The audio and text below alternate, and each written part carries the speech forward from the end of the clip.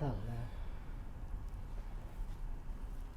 hít vào, thở ra, thả lỏng, thả lỏng.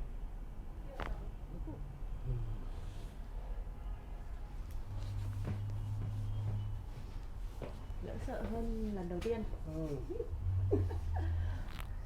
Cúi xuống, hít vào, thở ra nha.